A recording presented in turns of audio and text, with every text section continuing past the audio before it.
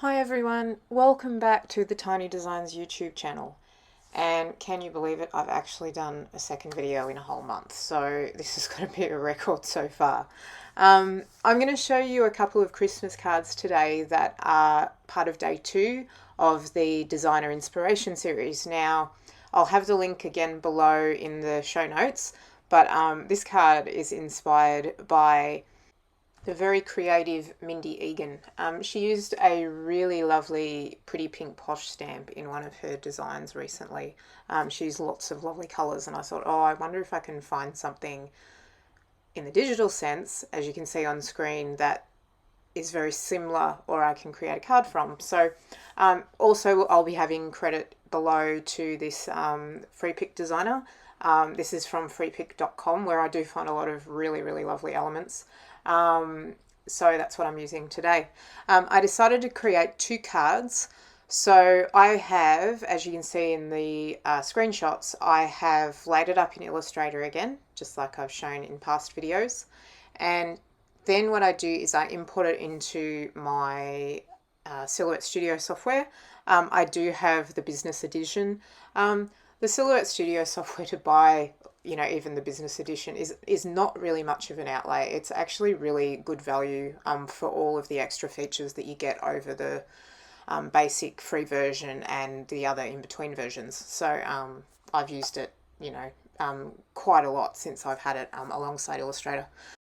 The other thing you will have seen is that I had a diagonal sort of layout set up in my Illustrator screenshot before. I'm also going to be foiling that on my ink machine a little bit later, because that's going to be one of the backgrounds to my card. I find that it's really efficient, and it's just because I know how to do it quickly. I understand not everyone does, and that's where stencils and stamps and things like that come into play and can make life a lot easier as well if you're a bit more hands-on like that. But I've just created a very simple, diagonal stripe background and printed out through my laser printer so that I can follow it through my ink machine. So I've just done a 2-up layup here that you can see in the screenshot still on the screen of the outline for these envelope flower prints that are ready to go. In the coming footage, you'll see the silhouette get into action, and also the ink machine doing some foiling.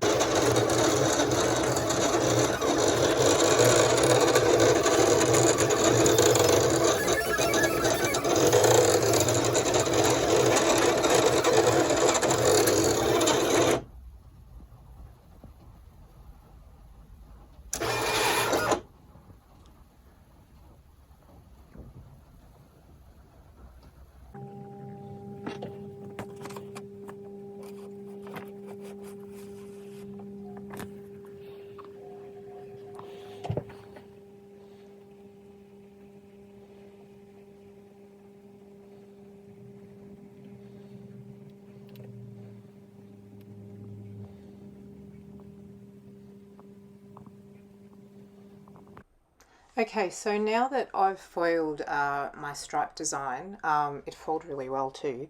You'll see that on my A4 sheet of paper, this is a 250 GSM colour copy paper that I get from Officeworks, which is a really good smooth texture for foiling.